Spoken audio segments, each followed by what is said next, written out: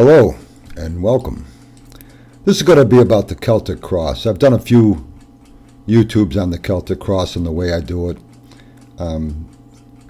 I thought maybe with different graphics this might just be another approach of looking at it, seeing what you think. And the Celtic Cross is probably the best spread out there, at least the one, as far as there's a lot of good spreads out there, but the Celtic Cross really can answer, as far as I'm concerned, any question asked of it. So it's not just good specializing for one spread, one type of question or another question. It can answer any question, and it really has to do with the way what the meanings of the positions are that allows that to take place. So this is the way I do it, and I just want to go over it with you. The actual positions order of where the cards are laid is not really that important. The number system that I'm showing here is not really that important, and neither is the pattern that's on your table. You can see mine's a little different here than what you might see others are laid out as, the way they look. But it's really not that important. What's important is what those positions represent as they pertain to the question being looked into. Good questions find good answers. So this is the way I do it. Number 1 and 2 positions of the Celtic Cross represent the question itself, or the challenge, whatever this happens to be, some objective you're trying to accomplish. So it's the question. This allows us to look at the question, maybe rephrase the question, restructure the question, or in some way. It allows us to take a deep look at the question itself. 2 cards. These can have a polarity to them. They could be good and bad about the question, or they could be 2 cards that complement each other about the question in some way. But it allows us to really take a deep look at the question because of this fact that it's 2 cards there. So any way you want to do that, it really just represents the challenge we're looking into, or the objective we're looking into at the time. That's what those 2 cards represent. Number 3 position represents the current efforts that the client's going through at this time to try to achieve this goal that they're looking into. The efforts that they're making, the actions that they're taking. This is what this represents. Sometimes these actions can be questioned. It's good to look at these actions because sometimes they might be taking the wrong actions. They might actually be hurting their situation. And this allows us to look at that and question them on this, on what they're doing right now, the efforts they're making. Is this the best efforts they could be doing? Is it the best thing they could be doing for their situation? Or is there something more useful that they could do? This allows us to look at that and question that. And then obviously the tarot card that would be thrown in there is there to spark ideas to how to approach or look at that particular aspect of the question. So that's what the number 3 position is, the current efforts I have here. The number 4 position is the main focus that the person is going through. So the efforts they're making in number 3 is to achieve or accomplish number 4. This is usually an immediate goal, or the short-term look at things, what they're trying to accomplish in the short term here. The main focus at this particular time as far as their question goes. So number 3 and 4 usually go very well together because they're going through efforts of number 3 to achieve number 4.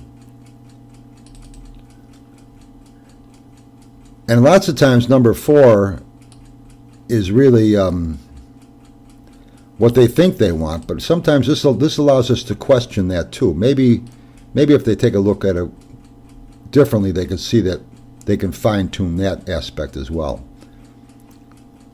Number 5 position is an asset the client has.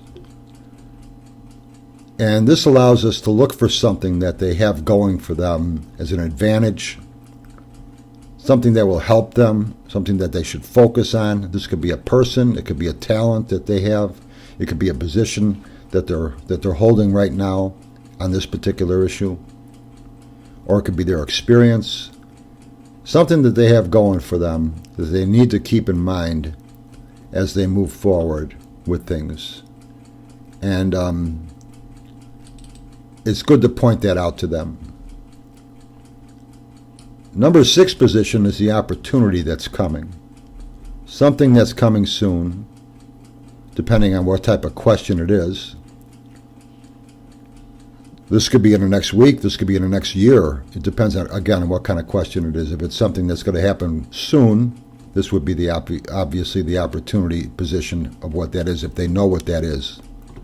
If they're going to sell their house, that might be a long-term thing, maybe within the next year. If they're thinking about moving, or if they're thinking about retiring in the next couple of years, well, obviously this would be a long-term situation. So depending on what type of a question it is, this opportunity that's coming in a number 6 position would depend on how quickly that comes, would depend on what type of question it is. If it's hard to determine that, I usually give this position a 3-month period, and that means any time from right now to 3 months from now, and anything in between there. But it's something for them to look out for, something that they can take advantage of, that will help them try to achieve what they're trying to accomplish.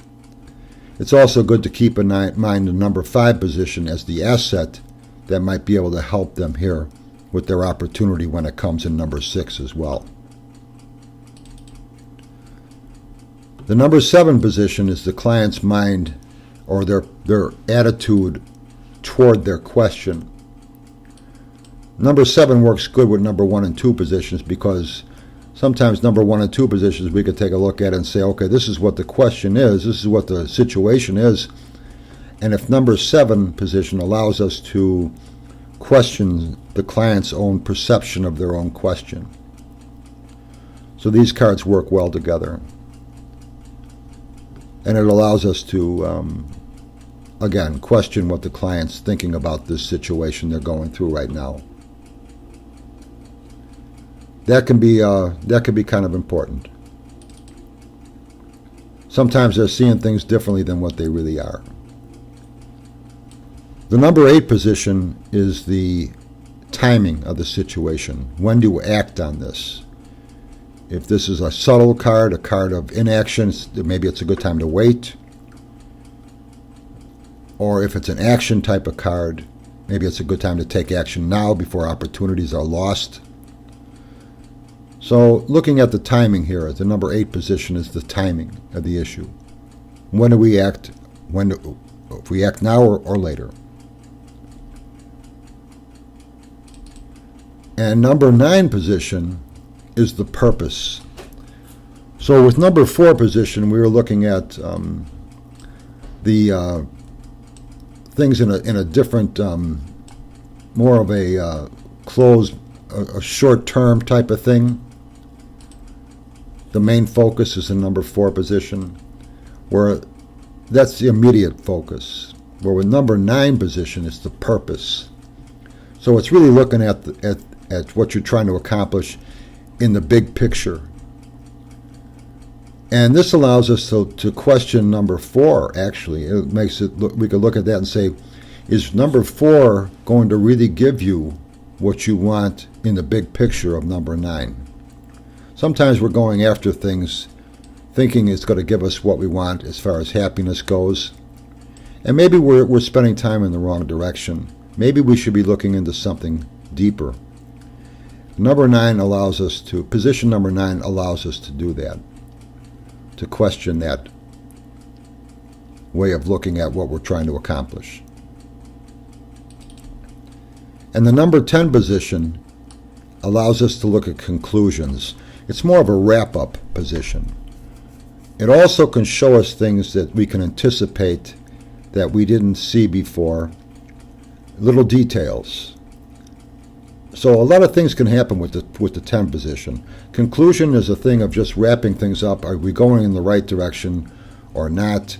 If we see from the other positions a strategy or some way of looking at things that will help us, the number 10 position can show us, if it's a positive card, that things should go well if we go as we've seen in the other positions, what we should do. Or if it's a negative card, it could show us something to keep an eye out for as far as a bump in the road here, an obstacle that we can anticipate happening as we do move forward. It could also be a card that shows us, allows us to just start looking at all the aspects that we've had from the rest of the positions and help us make a conclusion on what we should do here as a finality. A lot of sources will show this as final outcome. I don't like to use that term. So I like to look at it as a wrap-up or conclusion, but I also like to look at it as details that might show some little extra bits of information that might help us to keep an eye out for as we proceed forward with all these other situations or information that we've gotten from the reading. So the Celtic Cross. And I hope you like this, and we'll talk soon. Bye.